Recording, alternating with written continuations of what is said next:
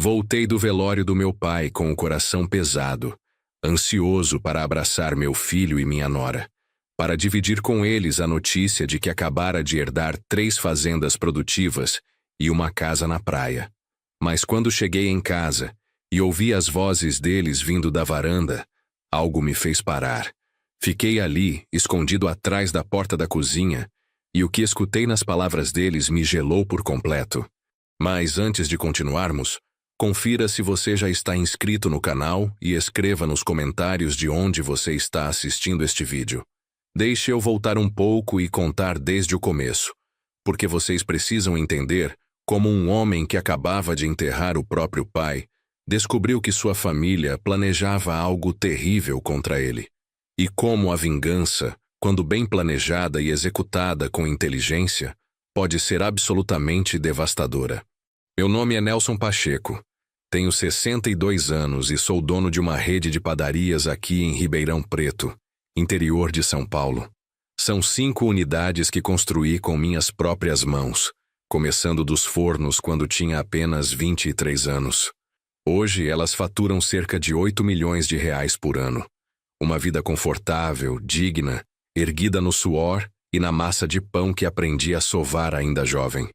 Meu pai, seu Oswaldo Pacheco, faleceu há 5 dias, aos 84 anos.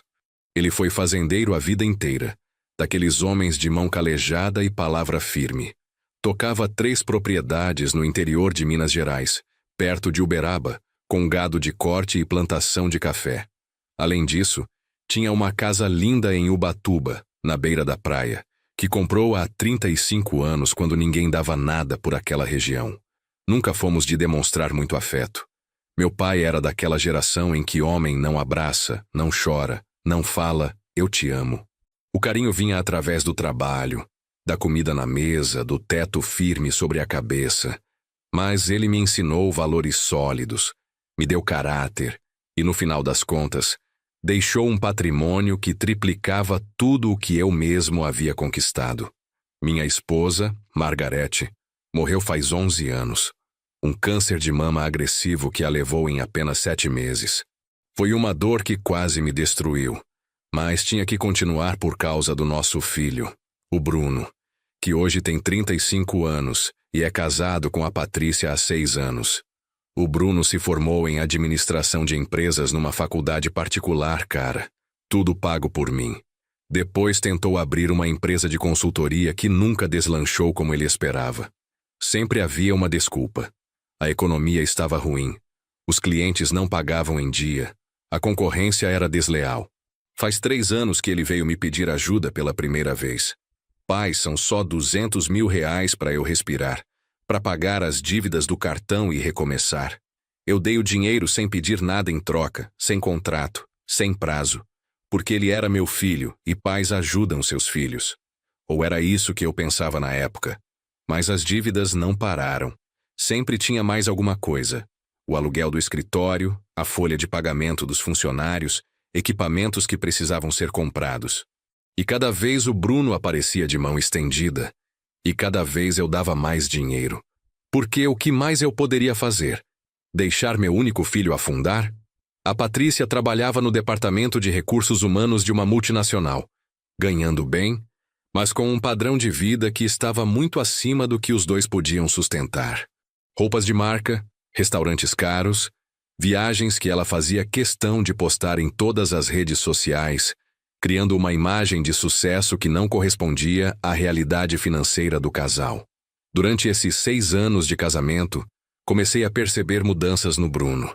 Ele visitava menos, ligava menos, sempre com desculpas sobre trabalho, sobre compromissos, sobre a correria da vida de adulto casado. E quando eles vinham me visitar, eu notava o jeito como a Patrícia olhava para minha casa, para os meus móveis, para as minhas coisas. Era um olhar calculista, como se estivesse avaliando o valor de tudo. Seu Nelson, essa casa é muito grande para uma pessoa só, não acha? Ela disse uma vez com aquele tom de quem se preocupa, mas que no fundo estava medindo o terreno. É a casa onde vivi com a Margarete, onde criei o Bruno. Tem memória em cada canto. Claro, eu entendo perfeitamente. Só acho que manter um imóvel desse tamanho deve custar caro. Às vezes algo menor seria mais prático, sabe? Eram comentários assim, aparentemente inocentes, mas que plantavam sementes. Como se ela estivesse preparando o campo para alguma coisa que eu ainda não conseguia identificar completamente. O velório do meu pai foi há 4 dias. Um evento grande, porque seu Osvaldo era respeitado na região. Centenas de pessoas vieram apresentar condolências, muitos assumindo que eu, como único filho vivo, herdaria tudo. Meus 2 irmãos faleceram há anos, um de infarto e outro num acidente de carro, me deixando como herdeiro único. Depois do enterro, o Dr. Meirelles, o advogado que cuidava dos assuntos do meu pai há décadas, me chamou para uma conversa particular no escritório dele. Nelson, precisamos revisar o testamento do seu pai. Ele deixou instruções muito específicas. Passamos quase 2 horas naquele escritório com cheiro de livros velhos e madeira encerada. E foi ali que entendi a dimensão do que havia herdado. 3 fazendas produtivas em Minas Gerais. Um total de 1.200 hectares com gado Nelore de qualidade, cafezal em produção, toda a infraestrutura moderna. Valor estimado pelo Dr. Meirelles, 120 milhões de reais. A casa em Ubatuba, de frente para o mar, com arquitetura que valorizou muito com os anos, 25 milhões de reais. Aplicações financeiras conservadoras mais robustas, mais 35 milhões. Total do patrimônio herdado, 180 milhões de reais. Seu pai foi muito claro no testamento, explicou o Dr. Meirelles, ajeitando os óculos no nariz. Ele queria que tudo ficasse com você porque, nas palavras dele, Nelson foi o único que trabalhou sem esperar herança, o único que construiu algo do próprio bolso. Ele merece continuar o legado da família. Saí daquele escritório atordoado, com uma pasta cheia de documentos que certificavam uma fortuna que eu nunca havia imaginado possuir, e com vontade imensa de compartilhar aquilo com o Bruno, com meu filho, para que ele soubesse que o futuro da nossa família estava garantido, que nunca mais precisaríamos passar dificuldades.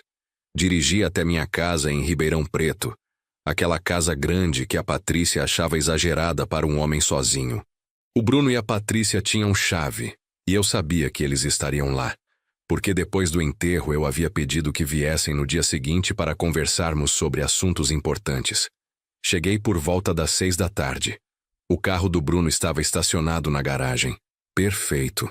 Abri a porta da frente devagar, com aquela vontade de dar uma surpresa boa, de abraçar meu filho e contar as novidades incríveis. Mas então ouvi as vozes deles vindo da varanda dos fundos. Não era uma conversa casual. O tom era intenso, conspiratório, urgente.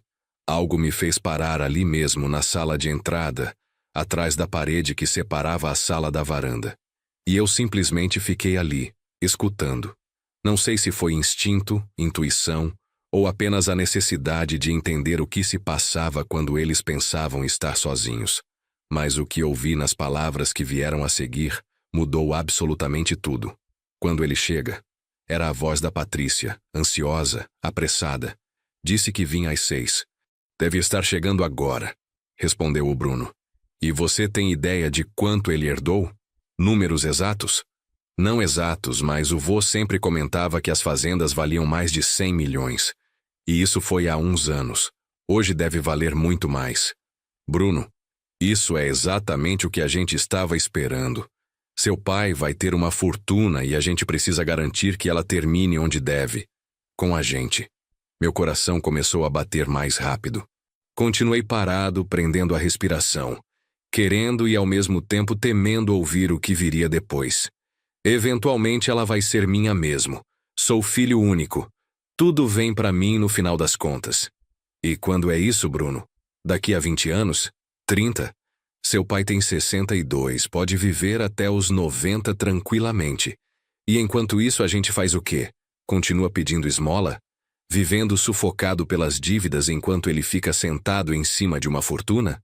Patrícia, não é esmola. É ajuda da família. Chama do que você quiser, mas é humilhante. Bruno, a gente tem 30 e poucos anos. Deveria estar no melhor momento das nossas vidas. casa própria, viagens, liberdade financeira. Mas estamos presos por causa das suas dívidas, por causa da sua empresa que não deu certo. Obrigado por esfregar isso na minha cara. Não estou te atacando, estou sendo realista. E a realidade é que seu pai acabou de herdar uma fortuna, e a gente precisa de parte dessa fortuna agora, não daqui a décadas. E como você sugere que a gente faça isso? Houve uma pausa. Eu conseguia imaginar a Patrícia pensando, calculando, tramando. A gente pede diretamente, não como uma ajuda qualquer, mas como um investimento no nosso futuro. Ele não vai poder recusar. Vai sim, ele já deu muito dinheiro, Patrícia, e sempre diz que é para eu aprender a me virar sozinho. Então, a gente precisa ser mais estratégico. A gente precisa ter controle, poder legal sobre as finanças dele. Foi nesse momento que meu sangue literalmente congelou nas veias. Controle? Como assim? Escuta, Bruno, seu pai é um homem de 62 anos que acabou de perder o pai. Ele está vulnerável, está de luto. É a hora perfeita para a gente se aproximar oferecendo ajuda genuína. Dizer que essa herança toda é muita responsabilidade, que ele precisa de apoio para administrar. E você é advogado formado, tem conhecimento, é o filho dele. Quem melhor para cuidar disso? Não sou advogado, Patrícia. Me formei em administração. Tanto faz. O ponto é que você tem capacidade, e a gente convence ele a nos dar uma procuração ampla, um poder legal para administrar as propriedades, as aplicações, tudo. Isso é praticamente tirar o controle dele. Não. É ajudar ele a gerenciar algo que é complexo demais para uma pessoa só. E Bruno, pensa bem, uma vez que a gente tenha essa procuração, a gente pode fazer o que for necessário. Vender alguma fazenda que ele não precisa, por exemplo. O que seu pai vai fazer com 3 fazendas? Ele não entende nada de gado, não entende de café. A gente vende 1 ou 2, usa o dinheiro para pagar nossas dívidas, para comprar uma casa boa, para finalmente viver do jeito que a gente merece. Eu estava tremendo. Não de frio, mas de uma raiva tão profunda que eu nunca havia sentido antes. Meu próprio filho estava ali, conspirando com a mulher dele sobre como tomar controle da minha vida, do meu patrimônio, da herança que meu pai havia deixado especificamente para mim. Patrícia, isso é quase como roubar. Não é roubar se eventualmente seria seu de qualquer jeito. A gente só está adiantando o inevitável. E se ele se recusar? Se ele não quiser dar essa procuração? Outra pausa, mais longa dessa vez. E quando a Patrícia respondeu, sua voz tinha um tom frio, calculado, assustador. Então a gente vai pro plano B. Que plano B? Interdição. A gente consegue alguns laudos médicos dizendo que seu pai não tem mais capacidade mental para administrar patrimônio tão grande. Com 62 anos, recém-viúvo, acabou de perder o pai, está emocionalmente fragilizado. Com a documentação certa e alguns testemunhos, a gente consegue que um juiz nomeie você como curador legal dele. Patrícia, isso é declarar meu pai incapaz. Isso destruiria totalmente nosso relacionamento. Que relacionamento, Bruno? Vamos ser sinceros. Seu pai te vê umas 2 vezes por mês. Te dá dinheiro como se você fosse um pedinte. Não tem relacionamento de verdade, tem obrigação. E francamente, depois que a gente conseguir o que precisa, importa se ele fica chateado.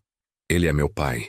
E você é o filho dele que passou anos implorando por migalhas enquanto ele acumulava riqueza. Bruno, chegou a hora de pegar o que é nosso por direito. Se ele colaborar voluntariamente, ótimo. Se não, a gente faz do jeito difícil. O silêncio que veio depois foi pesado. E eu esperei. Esperei para ver se meu filho iria defender seu pai. Se iria rejeitar esse plano absurdo e cruel. Se iria mostrar que ainda havia decência nele. Mas o que ele disse foi pior que qualquer silêncio. Tá bom. A gente tenta o plano A primeiro. Oferece ajuda, consegue a procuração e vê no que dá. E se não der certo? Se não der, a gente estuda a interdição. Mas Patrícia, se isso explodir, se meu pai descobrir o que a gente está planejando, ele não vai descobrir. Porque a gente vai agir como filho preocupado e nora dedicada.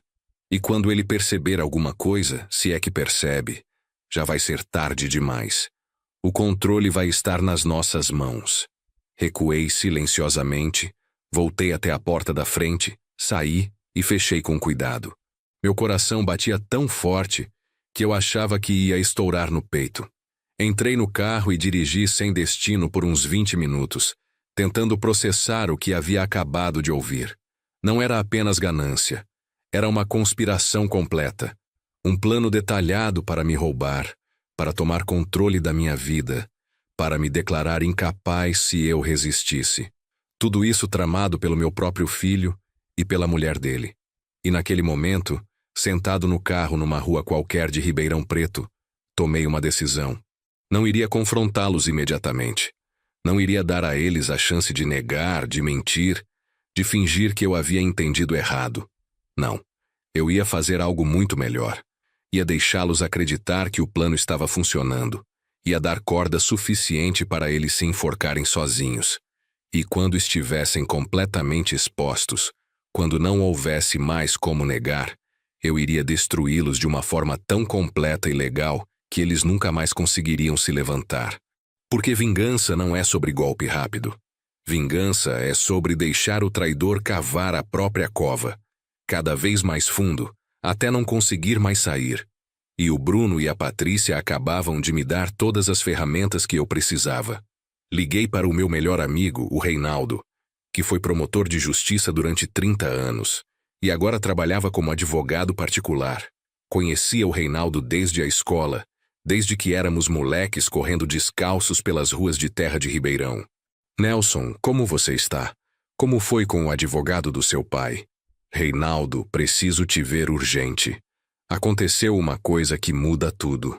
Você está bem? Sua voz está estranha.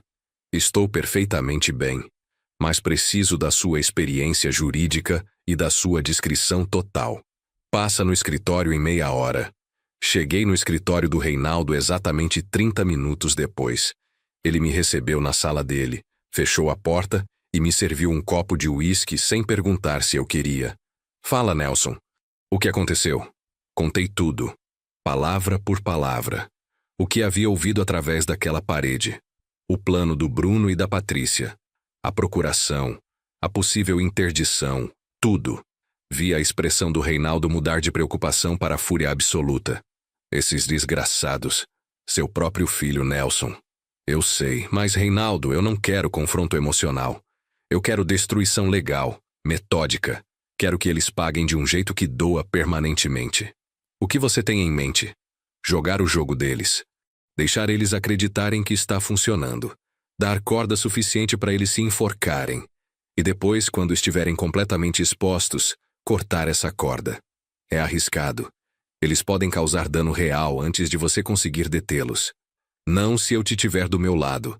Não se a gente documentar cada passo, e é aí que você entra. Expliquei meu plano, e o Reinaldo, depois de me ouvir por 40 minutos, encostou na cadeira e soltou um assobio baixo. Nelson, isso é guerra nuclear. Exatamente. Porque se eles vão conspirar contra mim, se vão tentar me roubar, preciso garantir que não ganhem em hipótese alguma. Está certo, mas preciso que você entenda. Você pode perder seu filho permanentemente com isso. Reinaldo, eu já perdi meu filho. O Bruno que eu conheci, que eu criei, que eu amei, esse não existe mais. No lugar dele tem um estranho ganancioso manipulado por uma mulher calculista. E esse estranho merece exatamente o que vai receber. O Reinaldo passou os 3 dias seguintes preparando minha defesa legal. Primeiro, um fideicomisso irrevocável, onde eu mantinha controle total de tudo enquanto estivesse vivo e com capacidade mental. E a parte mais importante, se alguém tentasse me interditar, se houvesse qualquer processo judicial contra mim, tudo iria automaticamente para instituições de caridade. O Bruno não receberia absolutamente nada. Esse fideicomisso é blindado, explicou o Reinaldo, mostrando os documentos. Você mantém controle completo enquanto viver. E se alguém tentar te declarar incapaz, tudo vai para a caridade. 0 para o Bruno. E quanto ao testamento? Também reformulado. Devido a comportamento que viola a confiança familiar, Você fica deserdado. E está redigido de forma impecável. Ele não consegue contestar. E o equipamento de vigilância?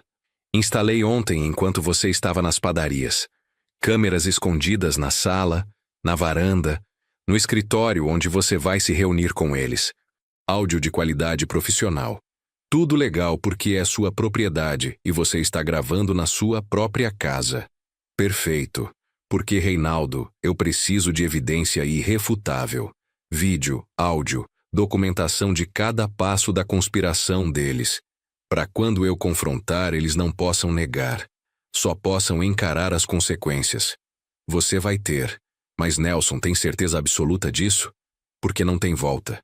Nunca tive tanta certeza de nada na vida. Naquela noite, finalmente voltei para casa. O Bruno e a Patrícia ainda estavam lá, esperando com expressões de preocupação perfeitamente ensaiadas. Pai, onde você estava? A gente ficou preocupado. Desculpa, filho. Fiquei no escritório do Dr. Meirelles mais tempo que o esperado. Tem muita coisa para processar. A gente imagina. Deve ser muito para administrar sozinho. Herança tão grande assim. Olhei para o Bruno e vi ele trocar um olhar rápido com a Patrícia. O olhar de quem está seguindo um roteiro. É muito. Para ser sincero, eu não sei nem por onde começar. A Patrícia se inclinou para frente, com aquela expressão de quem se importa profundamente. Seu Nelson, mas para isso existe família, para ajudar em momentos difíceis. O Bruno tem conhecimento em administração, eu tenho experiência com gestão. A gente pode ajudar o senhor a organizar tudo, se quiser. Vocês fariam isso por mim? Claro, pai. É meu pai. É o mínimo que eu posso fazer. Era tão falso que dava nojo. Mas eu continuei representando meu papel. O homem vulnerável, sobrecarregado, precisando de ajuda. É muito generoso da parte de vocês, mas é muita responsabilidade. São 3 fazendas, a casa da praia, as aplicações. Exatamente por isso você não pode fazer sozinho, disse o Bruno. Mas juntos a gente consegue. A gente organiza, estrutura, maximiza o valor do patrimônio. Deixa eu pensar, filho. É muita coisa para decidir de uma hora para outra. Claro, pai, mas não demore muito. Essas coisas precisam de atenção rápida. Imposto de herança, manutenção das propriedades, decisões sobre o gado e a produção de café. Quanto mais cedo a gente começar, melhor para todo mundo. Entendo. Eu aviso vocês em breve. Eles foram embora logo depois, e eu tive certeza de que estavam planejando os próximos passos. Mas dessa vez, eu estava um passo à frente. Nos dias seguintes, continuei representando. Liguei para o Bruno algumas vezes, sempre parecendo confuso, sobrecarregado. Filho, eu tô perdido com esses documentos todos. Não sei nem o que é para assinar primeiro. Pai, por isso eu te disse. Você precisa de ajuda. Deixa eu e a Patrícia cuidarem disso. Eu tô pensando sério na proposta de vocês, mas tenho algumas condições. Que condições? Primeiro, quero auditoria mensal completa de tudo. Todas as transações, todas as decisões, tudo documentado e revisado. Silêncio do outro lado da linha. Eu quase conseguia ouvir os neurônios dele tentando processar como contornar essa condição. Claro, pai. Isso é só boa prática mesmo. Segundo, venda de propriedades grandes, tipo as fazendas, precisa da minha autorização explícita. Por escrito, reconhecida em cartório. Mais silêncio. Dessa vez mais longo. Pai, isso vai complicar bastante. Se aparecer uma oportunidade boa, a gente pode perder se tiver que esperar autorizações burocráticas. É minha condição. Não é negociável. Tá bem. A gente trabalha com isso. Terceiro, essa procuração é revogável.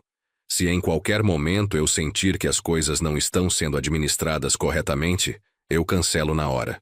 Pai, isso meio que derrota o propósito de ter alguém administrando. São minhas condições. Ou aceitam assim, ou não tem acordo. Tá bom, pai. Tudo bem. A gente aceita. Mas eu sabia que eles não aceitavam. Sabia que cada condição que eu impunha era vista como obstáculo que eles teriam que contornar ou ignorar. E era exatamente isso que eu queria. Empurrá-los cada vez mais longe, cada vez mais fundo na ilegalidade. Durante aquela semana, instalei também um dispositivo de escuta no carro do Bruno. Legal, porque tecnicamente o carro ainda estava no meu nome. Eu havia emprestado para ele 3 anos atrás quando o carro dele quebrou, e ele nunca devolveu. E o que ouvi naquela noite, enquanto eles dirigiam de volta para a casa deles, confirmou tudo. Período de auditoria? Autorização por escrito? Nelson, ele não confia na gente. Patrícia, pelo menos a gente conseguiu ele aceitar em princípio. Aceitar o quê? Com todas essas condições, a gente não consegue fazer nada de útil. A gente não pode vender propriedade, não pode tomar decisão rápida. É inútil. Então, o que você quer fazer? Plano B. A interdição. É a única forma de ter controle real. Patrícia, isso é extremo demais. Extremo? Sabe o que é extremo, Bruno? É viver endividado enquanto seu pai senta em cima de quase 200 milhões de reais. Isso sim é extremo. Ou você toma uma atitude, ou eu vou achar alguém que tenha coragem. Você tá me ameaçando? Eu tô sendo clara. Eu preciso de um marido que provê, que garante o futuro. Não de um homem fraco que fica implorando pro pai. Tá bom, tá bom. Eu vou pesquisar sobre o processo de interdição. Como funciona, o que precisa, tudo. E precisa de laudo médico. Consegue alguém? Tem um médico que eu conheço dos tempos da faculdade. Deve uns favores para mim. Talvez ele ajude. Então faz isso. E Bruno, a gente precisa ser rápido. Quanto mais tempo passar, mais chance do seu pai mudar de ideia completamente e a gente perder essa oportunidade. Desliguei a gravação com as mãos tremendo de raiva. Não era só ganância agora. Era plano criminoso explícito. Conspirando para fraudar, para me interditar usando laudo médico falso. Liguei pro Reinaldo, mesmo sendo meia-noite. Eles estão falando em conseguir laudo médico falso para me interditar. Isso é crime, não é? É crime gravíssimo, Nelson. Falsidade ideológica, tentativa de fraude, estelionato. Com a gravação que você tem, dá para processar criminalmente. Então a gente tem o suficiente? Quase. Mas seria melhor pegar eles em flagrante. Documentar a tentativa de conseguir o laudo falso, de preferência com o médico confessando que foi abordado. Como faço isso? Deixa comigo. Eu conheço gente que pode ajudar. O Reinaldo tinha contatos da época de promotor. E 3 dias depois, me ligou com novidades. O médico que o Bruno procurou é o Dr. Henrique Barros. E acontece que ele tem alguns problemas com o Conselho Regional de Medicina. Nada grave, mas processos administrativos pendentes. Meu contato conversou com ele e... Vamos dizer que o Dr. Barros está disposto a colaborar com a justiça. Colaborar como? Ele vai gravar as conversas com o Bruno. E se o Bruno realmente pedir um laudo falso, a gente tem evidência de suborno, de conspiracy para fraude médica. É o prego final no caixão. Faz isso. Enquanto isso, continuei representando meu papel. Comecei a agir de forma levemente confusa nas conversas com o Bruno. Filho, eu marquei reunião com o contador ontem, porque ele ligou dizendo que eu não apareci. Não sei, pai. Você não me contou sobre nenhuma reunião. Ah, deve ter sido confusão minha. Ando meio atrapalhado com tanta coisa. Pequenas coisas. Detalhes plantados cuidadosamente para criar a narrativa de deterioração mental. E eu via o Bruno anotando mentalmente cada deslize, cada confusão, construindo o caso dele. A Patrícia ligou para a secretária das minhas padarias. Oi, eu sou a Patrícia, nora do seu Nelson. Queria perguntar uma coisa. Você tem notado alguma mudança nele ultimamente? Decisões estranhas, esquecimentos? Minha secretária, a dona Lourdes, que trabalha comigo há 20 anos e que eu já havia avisado sobre a situação, respondeu exatamente como combinamos. Agora que você fala, sim. Ele tem andado meio esquecido. Semana passada perguntou a mesma coisa 3 vezes. E outro dia confundiu os valores de um pedido de fornecedor. Fiquei preocupada, mas não quis comentar nada. Entendo. É que a gente também está percebendo isso em casa. Se você notar mais alguma coisa, pode me ligar? A família precisa ficar atenta. Claro, querida. Pode deixar. Quando a dona Lourdes me contou da ligação, eu sorri. Eles estavam fazendo exatamente o que eu esperava, construindo uma narrativa falsa de incompetência, reunindo testemunhos, preparando o terreno para a interdição. Cada passo que davam era documentado. Cada telefonema, cada conversa, cada movimento conspiratório ficava registrado nas gravações, nos áudios, nas evidências que o Reinaldo organizava meticulosamente em pastas separadas. 2 semanas depois do velório, o Bruno finalmente agiu. Apareceu na minha casa com o Dr. Henrique Barros. Pai, trouxe o Dr. Henrique. A gente está preocupado com você, com sua saúde mental, e achamos que seria bom fazer uma avaliação, só para ter certeza de que está tudo bem. O Dr. Henrique era um homem de uns 50 anos, com cara de poucos amigos e olhar que não inspirava confiança. Ele cumprimentou com um aperto de mão mole e voz profissional demais, como se estivesse lendo um script. Seu Nelson, prazer. Seu filho me contou sobre alguns esquecimentos, algumas confusões. É normal na sua idade, mas é sempre bom verificar. Podemos fazer alguns testes simples? Que tipo de testes? Perguntas sobre memória, raciocínio lógico, orientação temporal e espacial.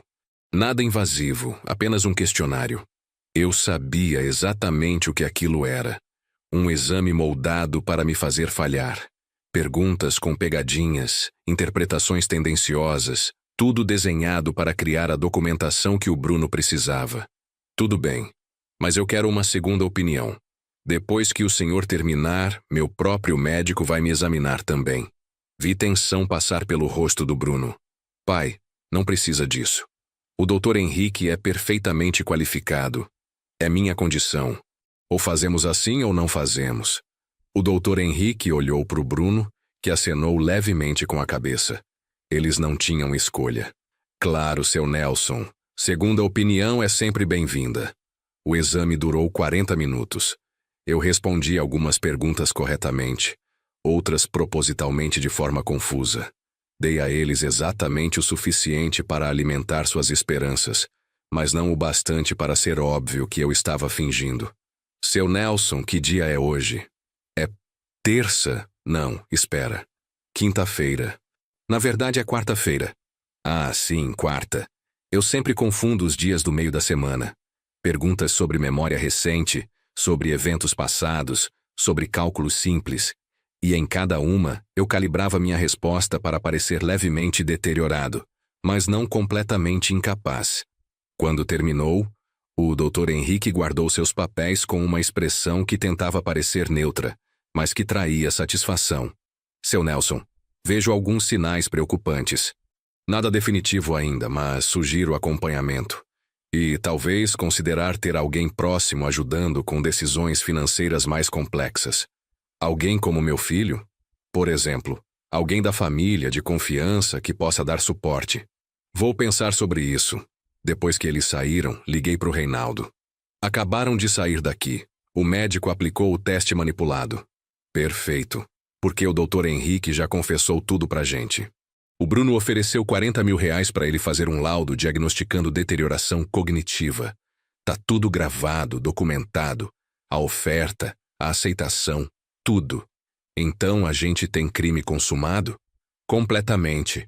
Suborno de profissional médico, falsidade ideológica, tentativa de fraude. Nelson, agora é só uma questão de quando você quer detonar essa bomba. Ainda não. Quero mais. Quero que eles avancem até o ponto de não ter volta. Você está brincando com fogo. Eles podem entrar com pedido de interdição a qualquer momento. Não vão. Porque eu ainda estou cooperando. Ainda estou dando esperança de que vou dar a procuração. Enquanto eles acharem que o plano A pode funcionar, vão segurar o plano B. E foi exatamente o que aconteceu. 3 dias depois, o Bruno ligou animado. Pai, o Dr. Henrique passou o relatório preliminar. Ele acha que você está bem no geral, mas que seria prudente ter apoio administrativo. Então, sobre aquela procuração, a gente pode finalizar? Filho, eu tô quase decidindo. Mas ainda tem umas coisas que quero esclarecer com meu contador. Dá mais uma semana? Silêncio frustrado do outro lado. Tudo bem, pai. Mas tenta não demorar muito. As fazendas precisam de decisões, tem gado para vender, café para comercializar. Eu sei, só mais alguns dias. Mas naqueles dias, o Reinaldo e eu finalizamos toda a documentação de proteção. O fideicomisso estava registrado, o testamento atualizado e blindado. Tudo estruturado de forma que qualquer tentativa de me prejudicar resultaria em perda total para o Bruno. E mais, o Reinaldo tinha um delegado amigo, o Dr. Fábio, que já estava ciente de toda a situação. Ordem de prisão preventiva preparada, só esperando meu sinal. Nelson, quando você quiser dar o bote, a gente prende os dois na hora. Bruno e Patrícia. E provavelmente o Dr. Henrique também, como cúmplice. Prender? Meu filho vai ser preso? Ele conspirou para cometer fraude, para te interditar fraudulentamente, suborno de médico. São crimes reais, Nelson. E têm consequências reais. Parte de mim queria evitar aquilo. Era meu filho, minha carne e sangue. Mas a outra parte, a parte que havia ouvido ele tramar contra mim friamente, sabia que o Reinaldo tinha razão. Vamos esperar mais um pouco. Quero dar a eles uma chance de recuar, de mostrar algum remorso. E se não mostrarem, aí sim a gente age com força total. Uma semana depois, organizei uma reunião na minha casa. Avisei o Bruno e a Patrícia que estava pronto para discutir a procuração definitivamente. Eles chegaram pontualmente às 6 da tarde, com uma pasta cheia de documentos já preparados. Documentos que o Reinaldo havia revisado previamente e que confirmavam o que já sabíamos. Era uma procuração absurdamente ampla, que me transformaria basicamente em um espectador da minha própria vida financeira. Pai, trouxemos tudo preparado. É só você assinar aqui, aqui e aqui. Deixa eu ler primeiro. Peguei os papéis, fingindo ler com dificuldade, fazendo cara de confusão. E enquanto isso, as câmeras escondidas gravavam cada segundo. Isso aqui dá muito poder para vocês. Vocês podem vender qualquer coisa sem me consultar. Pai, a gente já conversou sobre isso. Se tiver que te consultar em cada decisão pequena, o processo fica travado. É melhor você confiar na gente. E eu confio, filho. Mas são quase 200 milhões de reais. É normal ter cautela. A Patrícia se inclinou com aquela voz melosa que já me dava nojo. Seu Nelson, a gente entende perfeitamente. Mas pense assim. O senhor construiu um império com as padarias, certo? E conseguiu porque delegou, porque confiou em pessoas competentes. Isso aqui é a mesma coisa. É diferente. Nas padarias eu continuo tomando as decisões grandes. E aqui também. Mentiu o Bruno sem nem piscar. A gente só cuida do dia a dia. Decisões grandes. A gente sempre vai consultar você primeiro. Era tão falso que chegava a ser ofensivo. Mas eu continuei no meu papel. Tá bom. Mas eu quero fazer uma mudança no documento. Quero que venha escrito explicitamente que venda de imóveis ou propriedades acima de 10 milhões precisa da minha autorização por escrito. A máscara do Bruno quase caiu. Pai, isso vai contra o propósito da procuração. É isso ou nada, Bruno. Eu assino com essa condição ou não assino. Eles trocaram olhares. E eu vi o exato momento em que decidiram mentir. Tudo bem, pai. A gente adiciona essa cláusula. Pode deixar. Ótimo. Então vocês refazem o documento com essa mudança e a gente marca para assinar semana que vem. A frustração deles era visível. Cada obstáculo que eu colocava atrasava os planos e eles estavam ficando desesperados.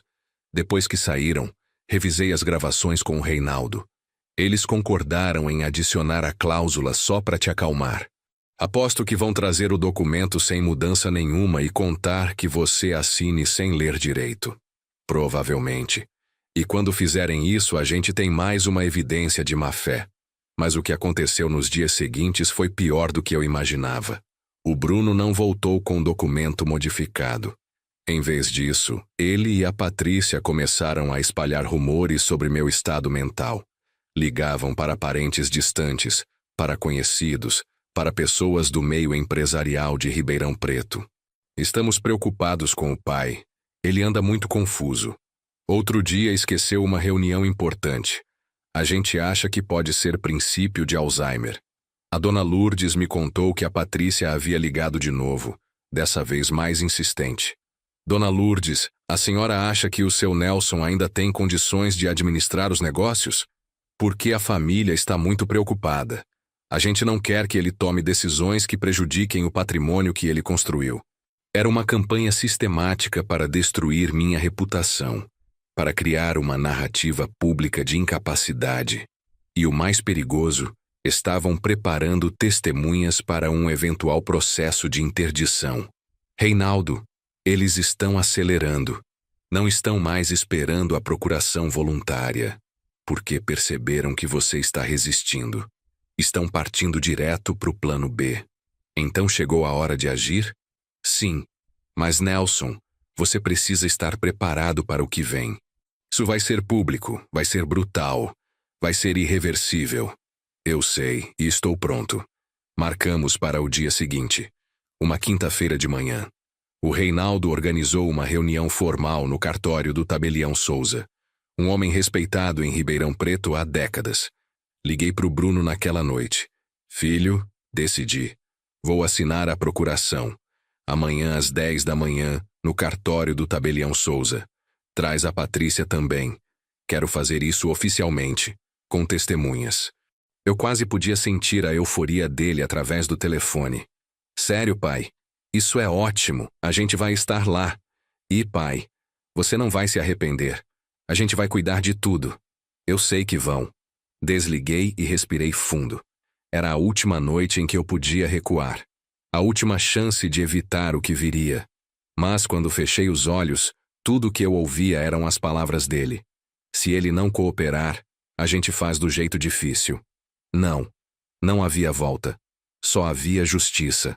Na manhã seguinte cheguei ao cartório às 9h40. O Reinaldo já estava lá, junto com o Tabelião Souza e mais 3 testemunhas que ele havia trazido. E mais alguém que o Bruno não esperava. O delegado Fábio, em traje civil, mas com distintivo no bolso. Está tudo pronto? Perguntei ao Reinaldo. Tudo. Os documentos de proteção estão registrados. As evidências estão organizadas. O delegado tem mandado de prisão preventiva. É só dar o sinal. Às 10 em ponto, o Bruno e a Patrícia entraram no cartório. Vinham sorridentes, animados, carregando a pasta com os documentos da procuração. Bom dia, pai. Bom dia, doutor Reinaldo. Eles não estranharam a presença do Reinaldo. Afinal, ele era meu advogado pessoal. Fazia sentido estar ali para um ato desse porte. Mas estranharam quando viram as outras pessoas na sala. Pai, quem são essas pessoas? Testemunhas. Para um ato tão importante, eu quis ter testemunhas imparciais. O Bruno engoliu seco, mas manteve o sorriso. Claro, faz todo sentido. Bom, então vamos começar. Trouxemos os documentos. Na verdade, filho, antes de começarmos, eu preciso esclarecer algumas coisas. Esclarecer o quê? Sentem, por favor. Eles se sentaram e eu vi a primeira sombra de preocupação cruzar o rosto da Patrícia. Ela era mais esperta que o Bruno.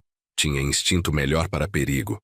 Bruno, você se lembra do dia que voltei do enterro do vovô? Claro que lembro, pai. Você e a Patrícia estavam na minha casa, na varanda dos fundos. Silêncio. O Bruno piscou, confuso. Sim, a gente estava esperando você. E conversando sobre a herança, sobre como conseguir controle sobre as minhas finanças, sobre plano A e plano B. O sangue sumiu do rosto dele. Pai, eu não sei do que você está falando. Não minta, Bruno. Não agora. Fiz um sinal para o Reinaldo, que ligou um notebook e começou a reproduzir o áudio. A conversa completa que eu havia escutado escondido atrás da parede. Cada palavra, cada conspiração, cada plano. A voz da Patrícia soou pela sala do cartório. Seu pai vai ter uma fortuna e a gente precisa garantir que ela termine onde deve. Com a gente. E a voz do Bruno. Se ele não cooperar voluntariamente, a gente faz involuntariamente. Vi o Bruno e a Patrícia ficarem pálidos. A Patrícia tentou se levantar, mas o Reinaldo levantou a mão. Sentem, por favor. Tem mais. Reproduzimos então a gravação do carro, onde discutiram a interdição fraudulenta. Depois, A gravação do Dr. Henrique confessando que recebeu proposta de suborno para criar laudo médico falso. Com cada gravação, com cada evidência, eu via a realidade se instalar nos rostos deles. Não havia como negar. Não havia como mentir. Estava tudo ali, documentado, testemunhado, irrefutável. Pai, eu posso explicar. Começou o Bruno com voz trêmula. Explicar o quê? Que conspirou para me roubar? Que planejou me declarar incapaz fraudulentamente? Que suborno um médico para criar documentação falsa? O que exatamente você vai explicar, Bruno? Foi a Patrícia. Ela me pressionou, ela planejou tudo. Seu covarde, gritou a Patrícia. Você estava junto em tudo. Você queria o dinheiro tanto quanto eu. Silêncio. A voz do tabelião Souza cortou a discussão. Isso aqui é um cartório, não um circo. Seu Nelson, o senhor quer proceder? Quero. O Reinaldo então colocou sobre a mesa um conjunto de documentos. Bruno Pacheco, Patrícia Ferreira Pacheco. Estes são documentos que vocês precisam conhecer. Primeiro, fideicomisso irrevogável estabelecido há 2 semanas, onde Nelson Pacheco mantém controle total de todos os bens enquanto viver, e onde, em caso de qualquer tentativa de interdição ou processo judicial contra ele, todo o patrimônio será destinado a instituições de caridade. Vocês não receberão 1 centavo. O Bruno pegou os papéis com mãos tremendo. Pai, você não pode fazer isso. Posso e fiz. Segundo documento, testamento atualizado. Bruno Pacheco está completamente deserdado devido à quebra de confiança familiar, conspiração para fraude e tentativa de apropriação indébita de patrimônio. Terceiro documento, o Reinaldo pausou dramaticamente. Representação criminal contra Bruno Pacheco e Patrícia Ferreira Pacheco, pelos crimes de conspiração para fraude, tentativa de estelionato, suborno de profissional médico e falsidade ideológica. E contra o Dr. Henrique Barros como cúmplice. Foi então que o delegado Fábio se levantou, mostrando o distintivo. Bruno Pacheco e Patrícia Ferreira Pacheco, vocês estão presos preventivamente. Têm o direito de permanecer em silêncio. Qualquer coisa que disserem pode ser usada contra vocês. Não! O grito do Bruno ecoou pelo cartório. Pai, por favor, não faz isso, eu sou seu filho. Você é um criminoso, e criminosos enfrentam justiça. A Patrícia estava mais controlada, mas seus olhos cuspiam fogo. Seu Nelson, o senhor vai se arrepender disso. Isso é vingança desproporcional. A gente não fez nada além de planejar. Planejar é conspiração. E quando vocês subornam o Dr. Henrique, deixou de ser só plano e virou crime consumado. A senhora é advogada de RH, deveria saber disso. O delegado Fábio colocou as algemas. Primeiro no Bruno, que chorava compulsivamente. Depois na Patrícia, que mantinha uma expressão de fúria controlada. Pai, eu te imploro, não deixa isso acontecer. Pensa na mamãe, no que ela ia querer. Foi a coisa errada a dizer. Invocar a memória da Margarete, a mulher que ele nunca visitou direito quando ela estava morrendo de câncer, porque estava ocupado com a empresa que estava falhando. Não use sua mãe para isso. Ela ficaria envergonhada de você, tão envergonhada quanto eu estou. Os levaram. E o silêncio que ficou no cartório era pesado, carregado de uma mistura de vitória e tristeza. Você fez o certo, disse o tabelião Souza. Família não justifica crime. Eu sei, mas não é por isso que dói menos. Vai doer por um tempo. Mas, Nelson, você se protegeu. E mais importante, deu a eles a consequência que precisavam. Talvez seja a única chance de mudança real. Passei os dias seguintes num estado estranho, entre alívio e melancolia. A notícia se espalhou rápido por Ribeirão Preto. Empresário prende o próprio filho por conspiração. Os jornais locais cobriram, as redes sociais comentaram. As reações foram divididas. Alguns me apoiavam. Fez certo, família não é desculpa para roubo. Outros me criticavam. É seu filho. Você deveria ter perdoado, buscado reconciliação. Mas o que mais me incomodou foram as ligações de outros empresários, outros pais, compartilhando histórias similares. Filhos que viam herança como direito. famílias que conspiravam, traições silenciosas que nunca eram confrontadas. Nelson, eu admiro sua coragem, me disse o Américo, dono de uma rede de supermercados.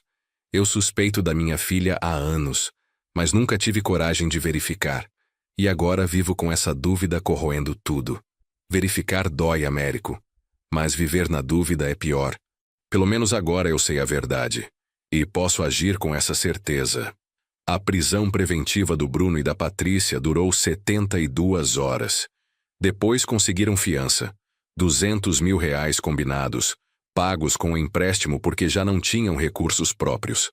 Quando saíram, o Bruno tentou me ligar. Eu não atendi. Ele mandou mensagens. Eu não respondi, porque ainda não era a hora. Ainda estava processando a traição, a dor, a realidade do que meu filho havia se tornado. 2 semanas depois da prisão, recebi uma ligação do Dr. Henrique Barros. Seu Nelson, eu sei que não tenho direito de pedir nada, mas preciso falar com o senhor. Sobre o quê? Sobre a proposta que o Bruno me fez. Eu aceitei porque estava desesperado. Tenho dívidas, processos no conselho médico. Mas estava errado. Completamente errado. E por que está me ligando agora? Porque quero colaborar totalmente com a justiça. Vou testemunhar contra o Bruno e a Patrícia. Vou admitir tudo o que fiz e aceitar as consequências. Isso não vai livrar você de punição. Eu sei. Mas pelo menos vou fazer a coisa certa agora, mesmo que tarde. A colaboração do Dr. Henrique fortaleceu ainda mais o caso. O promotor que assumiu o processo, o Dr. Antônio Vasconcelos, me ligou para explicar. Seu Nelson, com a confissão do Dr. Barros e todas as gravações que o senhor forneceu, temos um caso sólido, muito sólido. Bruno e Patrícia vão responder por múltiplos crimes. Estamos falando de pena que pode chegar a 8 anos. 8 anos? Fraude qualificada, conspiracy, suborno, são crimes graves, e o juiz geralmente não é leniente com esse tipo de caso, especialmente quando envolve tentativa de fraude contra familiar idoso. Idoso? Tenho 62 anos. Para a lei, acima de 60 já é considerado grupo vulnerável, então os crimes têm agravante. 8 anos. Meu filho poderia ficar preso por 8 anos. A realidade daquilo me atingiu como um soco. Doutor Antônio, existe possibilidade de acordo? Existe.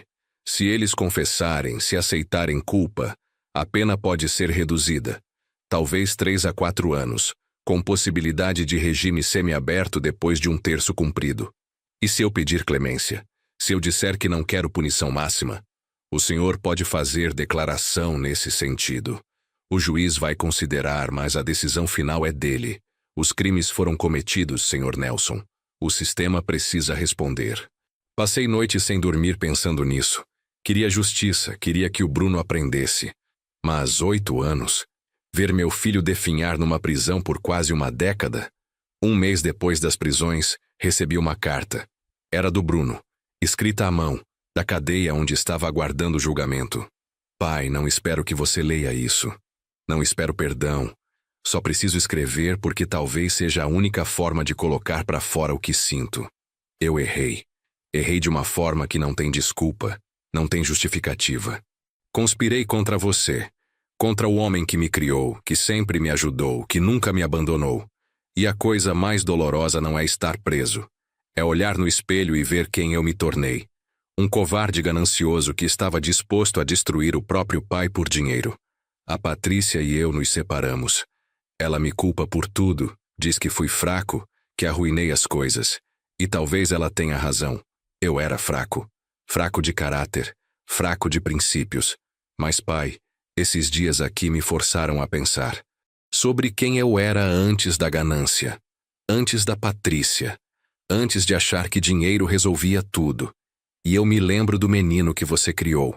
O menino que te ajudava na padaria nas manhãs de sábado, que ficava orgulhoso quando você dizia que eu tinha feito um bom trabalho. Esse menino morreu em algum momento. E no lugar dele cresceu um homem que não reconheço, que não respeito. Não estou pedindo perdão. Não mereço. Estou apenas dizendo, eu vou usar esse tempo, essa consequência, para tentar encontrar aquele menino de novo. para construir algo que não seja baseado em ganância, em atalhos, em traição.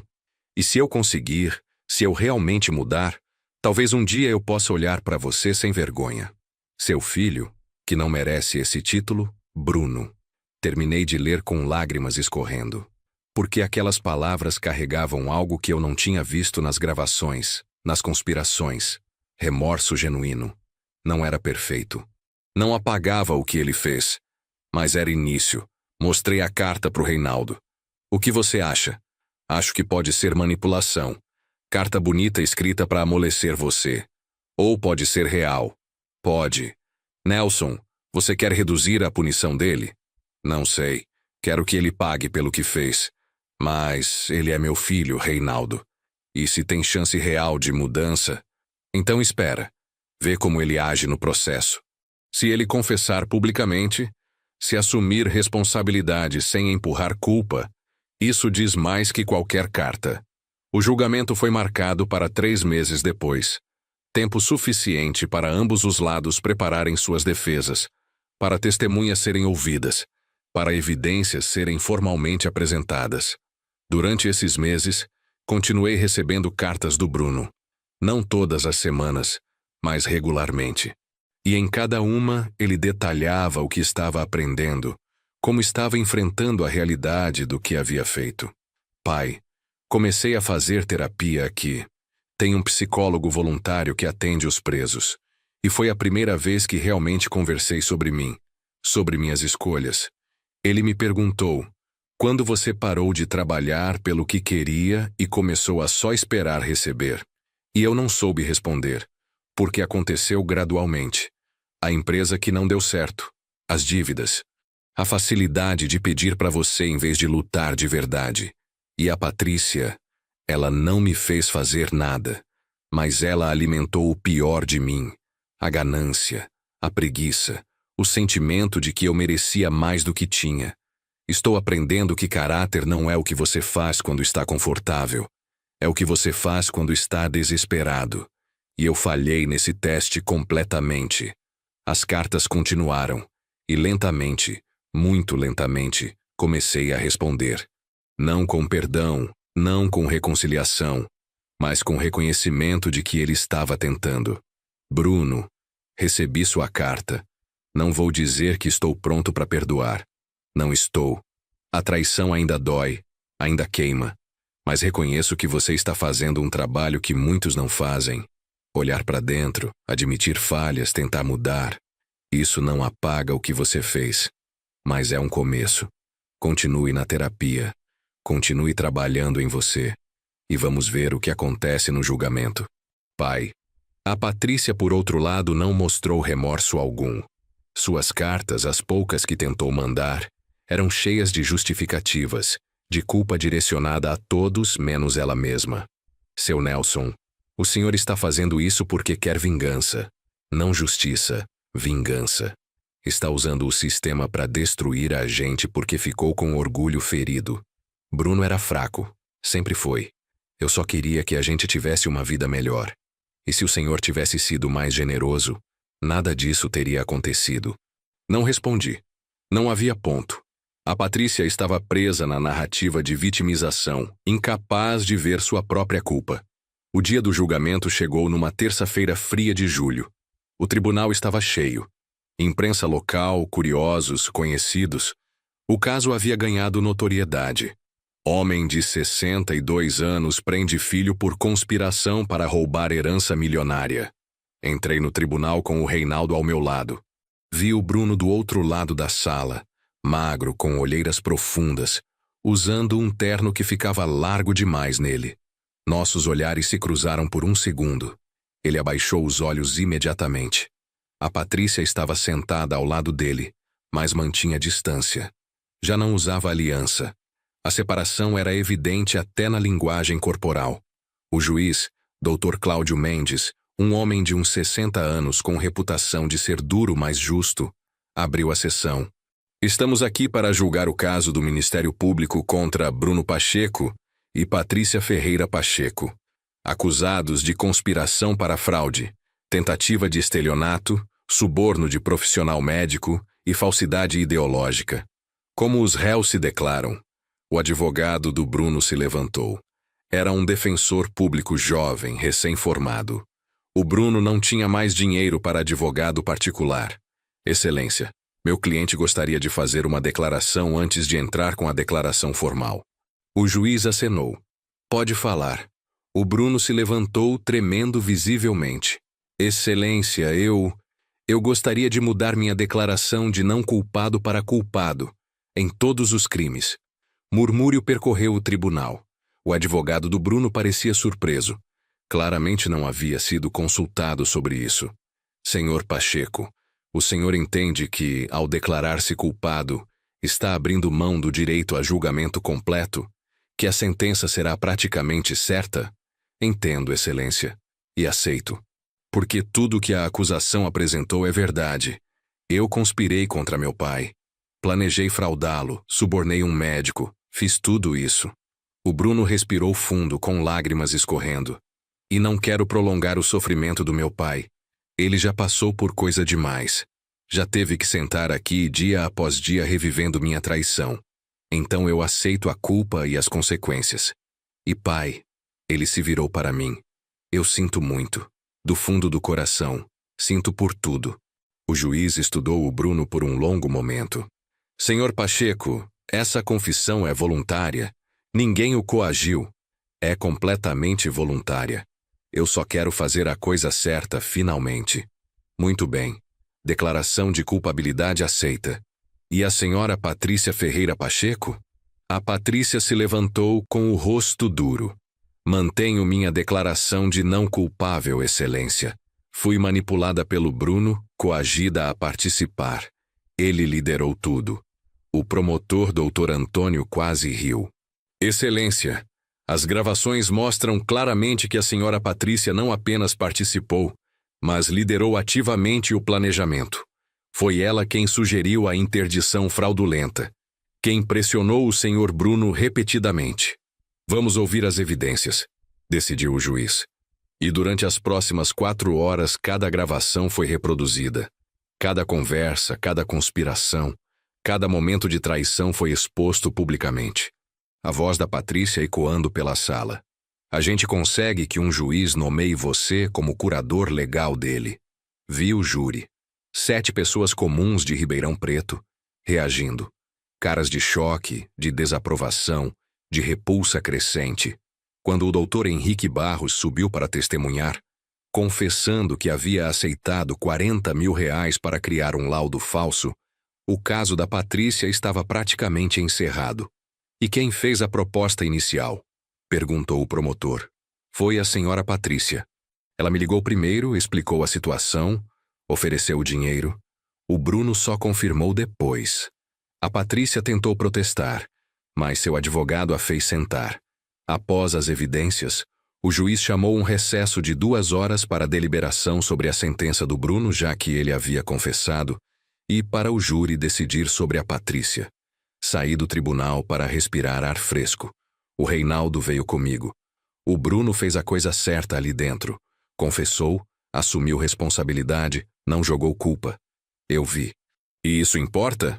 Pro juiz? Sim. Demonstra remorso genuíno. A sentença ainda vai ser pesada, mas não vai ser o máximo. 2 horas depois voltamos.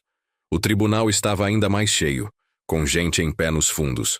O juiz entrou e todos se levantaram. Depois de revisar todas as evidências e considerar a confissão do réu, Bruno Pacheco, chego à seguinte sentença.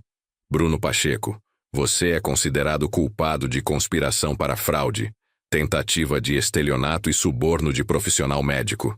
Sua confissão voluntária e demonstração de remorso são fatores atenuantes. Sentencio você a 4 anos de reclusão em regime semiaberto, com possibilidade de progressão para regime aberto após cumprimento de 1/3 da pena. 4 anos. Podia ser pior. Muito pior. E quanto ao júri no caso de Patrícia Ferreira Pacheco? O líder do júri se levantou. Excelência, o júri deliberou por unanimidade. A ré é culpada de todos os crimes apresentados. A Patrícia deixou escapar um grito abafado. Patrícia Ferreira Pacheco, continuou o juiz. Você liderou ativamente uma conspiração para fraudar um homem idoso, seu sogro. Você manipulou seu marido. Você planejou métodos criminosos incluindo interdição fraudulenta e suborno médico. E durante todo o processo, você não demonstrou remorso algum, apenas tentativas de vitimização e manipulação. Sentencio você a 7 anos de reclusão em regime fechado. 7 anos. E regime fechado, não semiaberto como o Bruno. Não! Gritou a Patrícia. Isso é injusto. Ele confessou e pegou menos. Eu não fiz nada que ele não fez. A senhora fez muito mais, respondeu o juiz friamente. E sua recusa em aceitar responsabilidade só confirma que a senhora representa perigo continuado. Oficiais, por favor.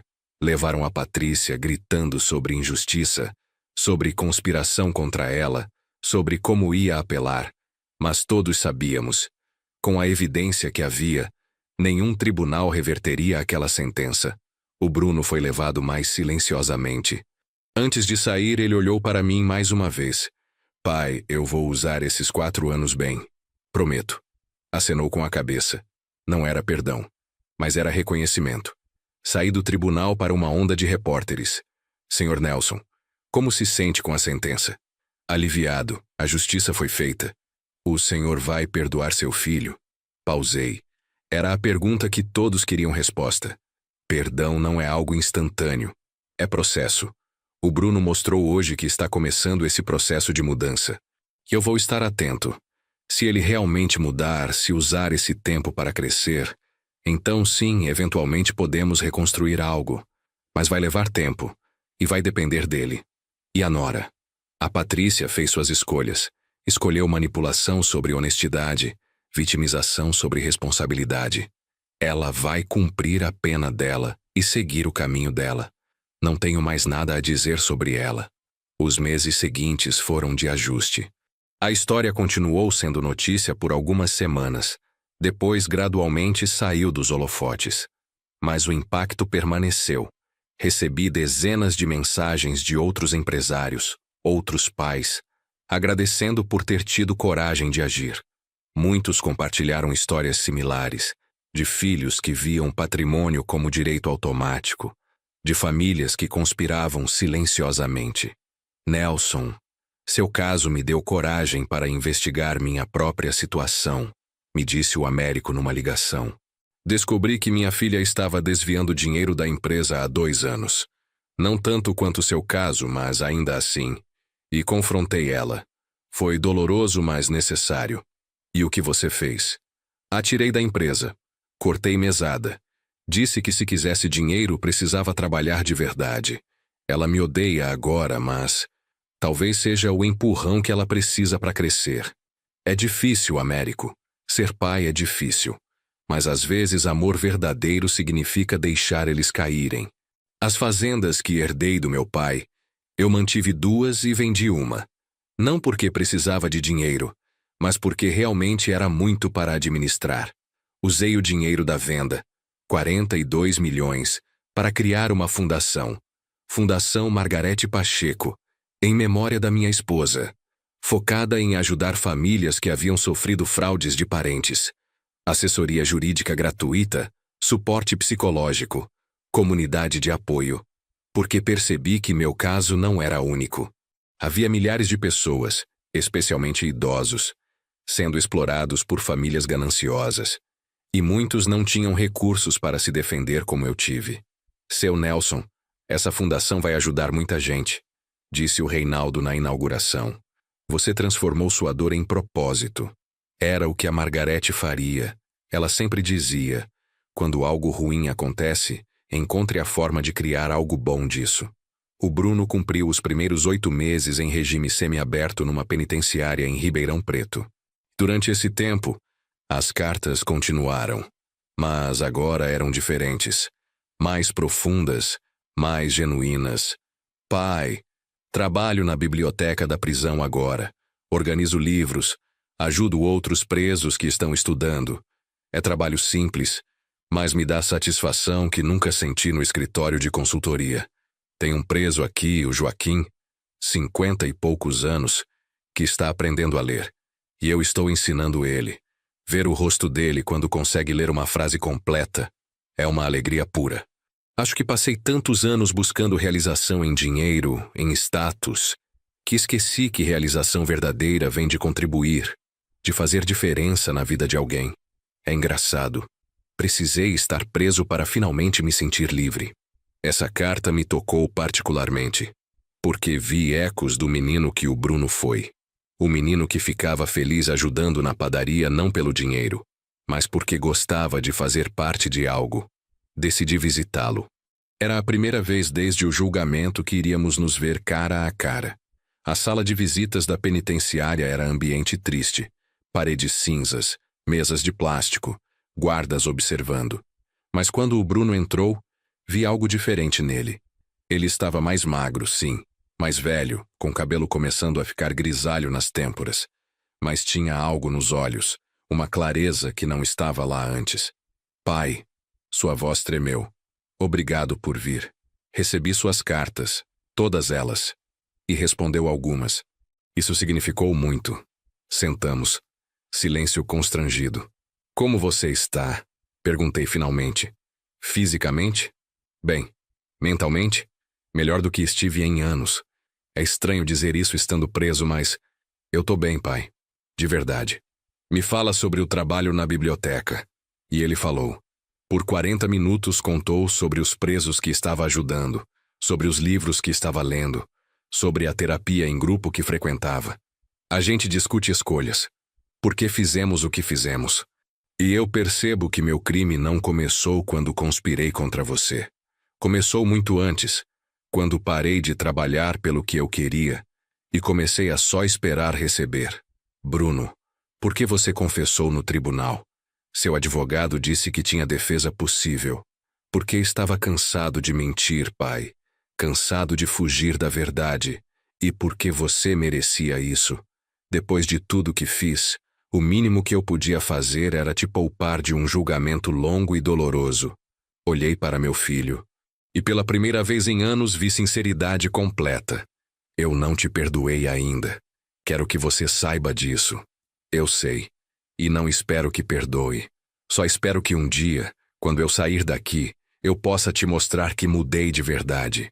Não com palavras, mas com ações. E a Patrícia? Ele fez uma careta.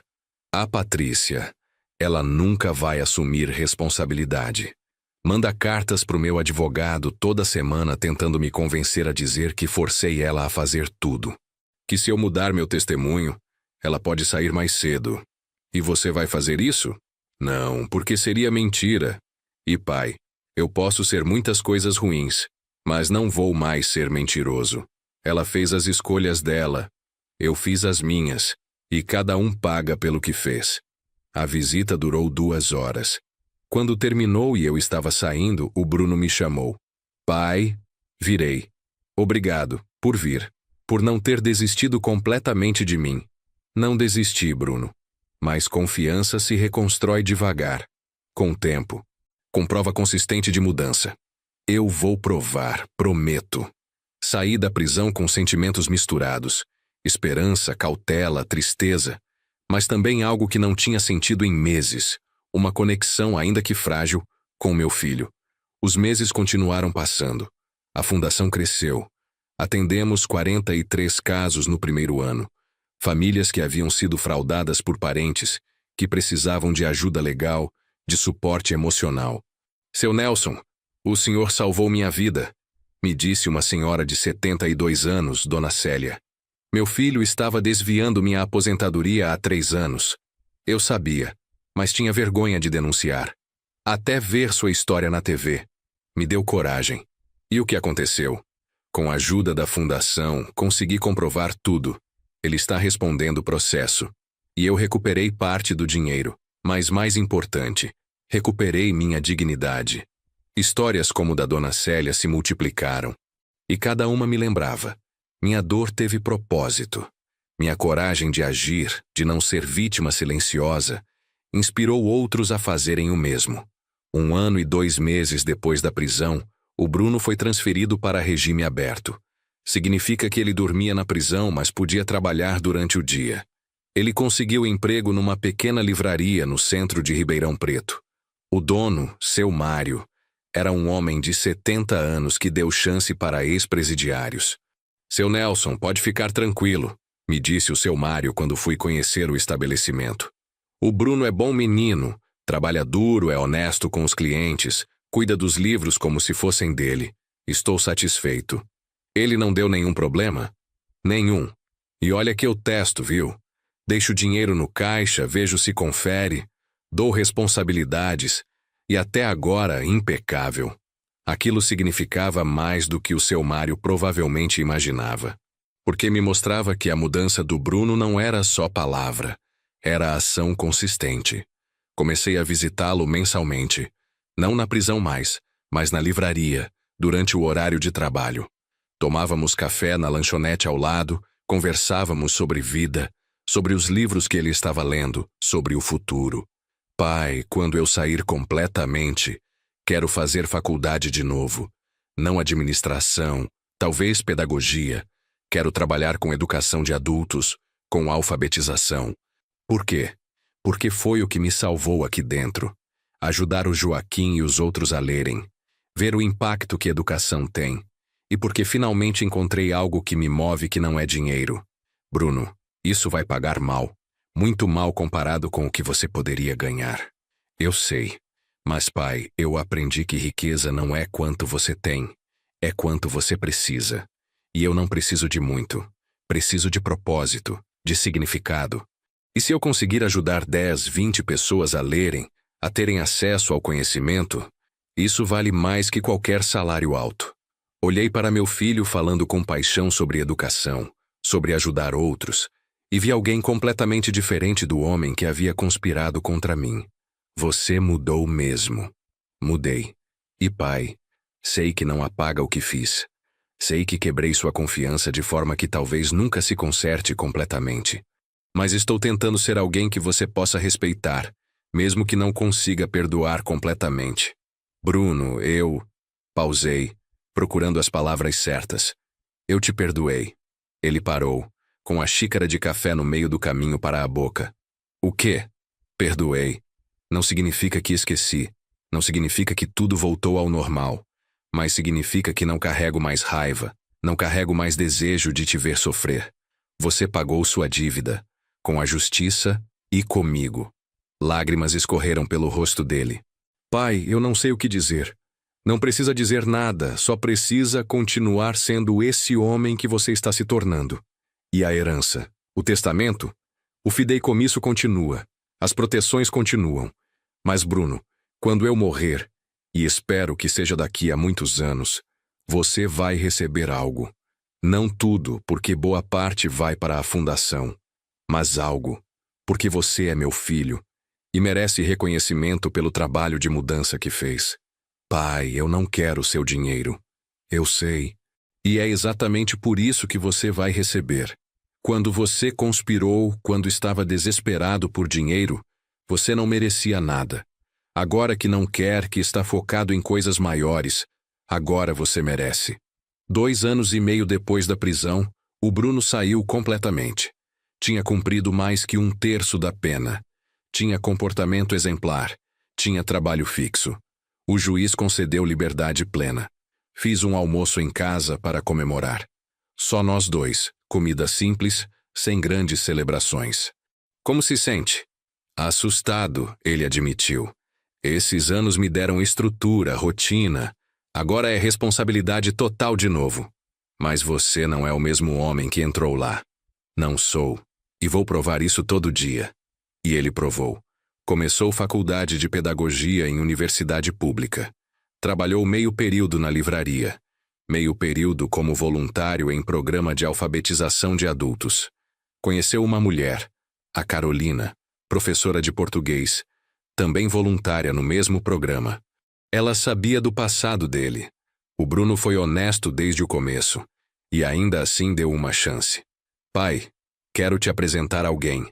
Ele disse 6 meses depois. A Carolina era mulher simples, de sorriso genuíno e olhos gentis. completamente diferente da Patrícia em todos os aspectos. Seu Nelson, é uma honra conhecê-lo. O Bruno fala muito do senhor. Espero que coisas boas. Fala sobre como o senhor teve coragem de fazer o que era certo, mesmo sendo doloroso. E como essa coragem salvou a vida dele. Salvou? O Bruno me contou tudo, senhor. Sobre a conspiração, sobre a prisão, sobre tudo. E ele diz que se o senhor não tivesse parado ele quando parou, ele teria continuado naquele caminho até se destruir completamente. A prisão foi dolorosa, mas necessária. Foi o fundo do poço que ele precisava alcançar para finalmente subir. Olhei para meu filho, que segurava a mão da Carolina com ternura. Você acha mesmo isso, Bruno? Acho, pai. Se você tivesse me perdoado naquela época, se tivesse dado o dinheiro que eu pedia, se tivesse sido pai bonzinho, eu nunca teria mudado. Continuaria sendo aquele homem ganancioso, fraco, manipulável. Você me salvou ao me deixar cair. Me deu a chance de construir algo real. 3 anos completos depois do julgamento, o Bruno se formou em pedagogia. A cerimônia de colação de grau foi emocionante. Eu estava na primeira fila, aplaudindo quando chamaram seu nome. Ele subiu ao palco, recebeu o diploma, e quando o fotógrafo oficial ia tirar a foto padrão, o Bruno fez algo inesperado. Ele virou para onde eu estava e levantou o diploma, como se estivesse me mostrando, me dedicando àquela conquista. E pela primeira vez em anos sorri completamente, sem reservas, sem dor. Meu filho havia voltado. Não o mesmo de antes, mas alguém melhor. Alguém que havia atravessado fogo e saído mais forte. Após a formatura, o Bruno conseguiu emprego em escola pública da periferia de Ribeirão Preto. Salário baixo, condições difíceis, alunos complicados. Mas ele amava cada dia. Pai, você tem que ver. Tem um aluno meu, o Juninho, 13 anos, que não sabia ler. Nada. E hoje ele leu uma página inteira do livro, sozinho. E o sorriso dele, não tem dinheiro que pague isso.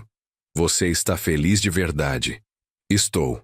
Pela primeira vez na vida adulta, estou completamente, genuinamente feliz. Não tenho carro importado, não tenho casa grande, não tenho viagens para a Europa, mas tenho propósito. Tenho a Carolina. Tenho você de volta na minha vida, mesmo que diferente. E isso é mais que suficiente. A Patrícia saiu da prisão no ano seguinte, após cumprir 5 anos. Saiu mais amarga, mais dura, culpando o mundo inteiro por seu sofrimento. Ela tentou contato com o Bruno algumas vezes, mas ele não respondeu. Tentou comigo uma vez, uma carta pedindo dinheiro, só para recomeçar. Não respondi. Não por vingança, mas porque sabia que qualquer dinheiro seria desperdiçado. A Patrícia não havia aprendido nada, não havia mudado. E eu não tinha obrigação de financiar sua recusa de crescer. Últimas notícias que tive, ela estava trabalhando em telemarketing, vivendo num apartamento pequeno, sozinha. Seu orgulho não permitia pedir ajuda real. Sua amargura não permitia conexões genuínas. Era triste, mas era a escolha dela. 5 anos depois do julgamento, o Bruno me surpreendeu com um pedido. Pai, a Carolina e eu vamos casar. E, bem, eu gostaria muito que você fosse meu padrinho. Padrinho, o papel tradicionalmente do pai em casamentos brasileiros. Bruno, você tem certeza? Depois de tudo, tenho certeza absoluta. Pai, você me deu vida 2 vezes. Uma quando nasci, outra quando me impediu de continuar no caminho errado. Não tem ninguém mais importante para estar ao meu lado nesse dia. O casamento foi simples. Uma cerimônia pequena numa capela, recepção num salão de festa modesto. Cerca de 50 pessoas, amigos verdadeiros, colegas de trabalho, alguns alunos do Bruno. Quando chegou a hora de entregar a noiva para o noivo, quando eu coloquei a mão do Bruno sobre a mão da Carolina, senti algo que não esperava. Paz completa. Cuida dele, sussurrei para Carolina. Pode deixar, seu Nelson, e ele vai cuidar de mim. A gente é time.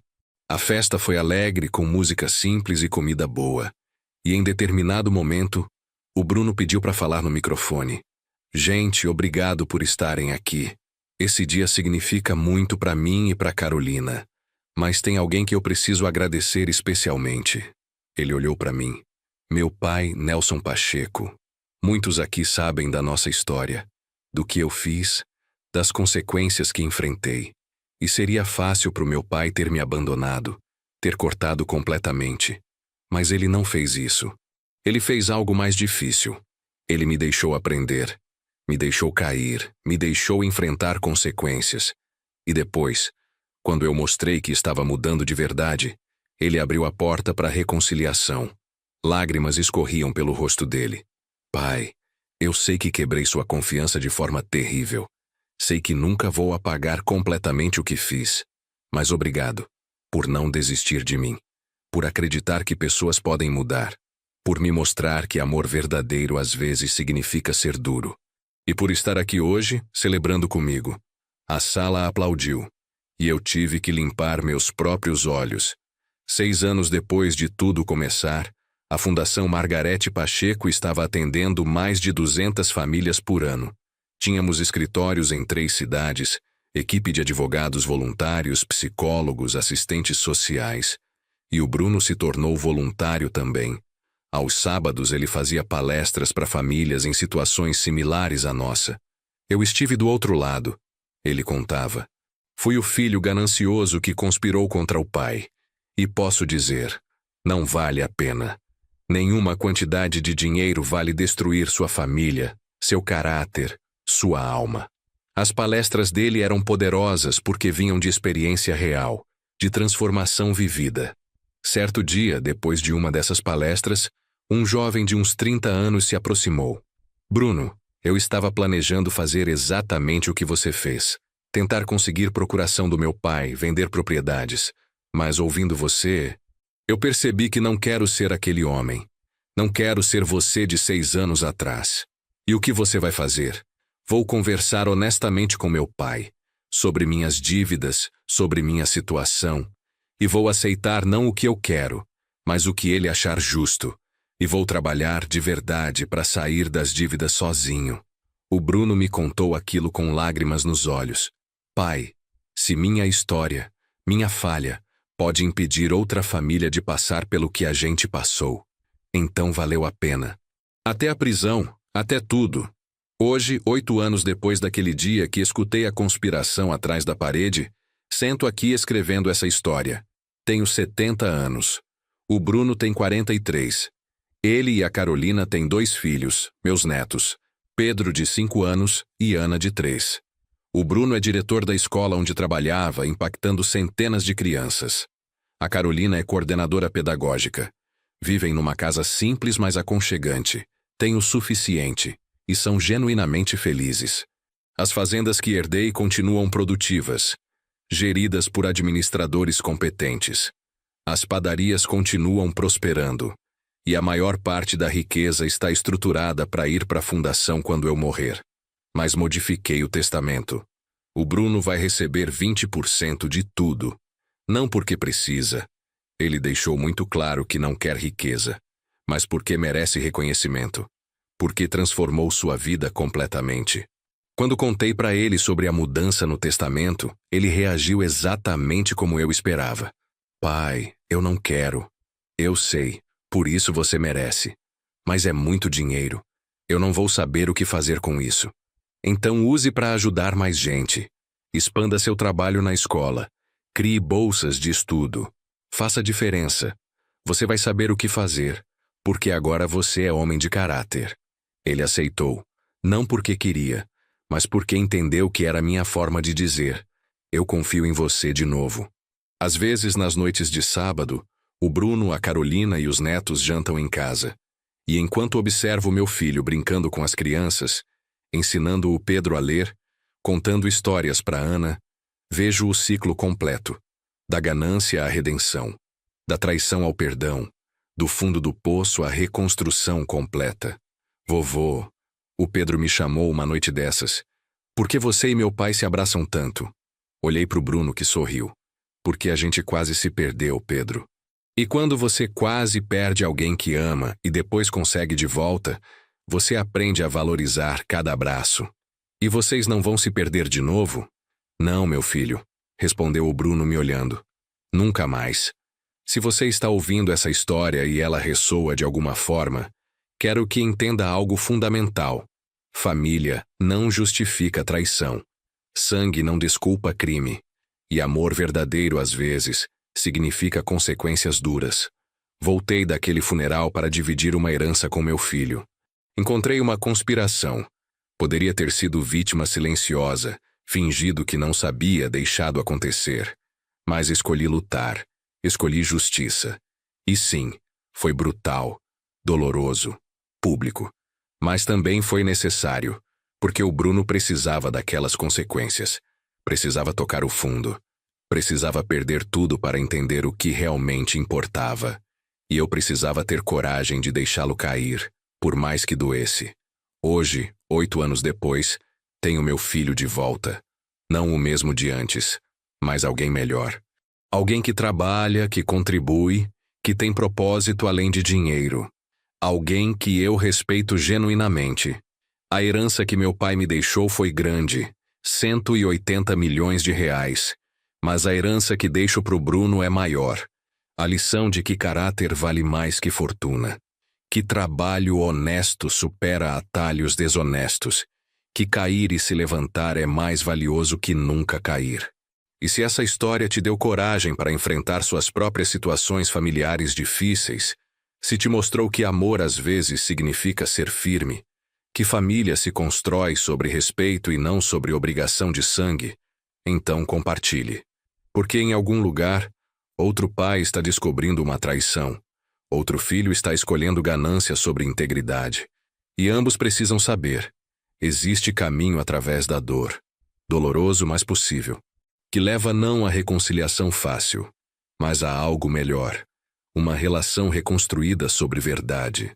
De Ribeirão Preto, aos 70 anos, com meu filho recuperado e meus netos brincando no quintal, desejo a vocês sabedoria para ver traições quando acontecem, coragem para agir quando necessário, e força para deixar as pessoas que amam enfrentarem as consequências que precisam enfrentar para crescer. Porque às vezes, o maior ato de amor não é proteger alguém da queda. É estar lá para ajudá-los a se levantar depois.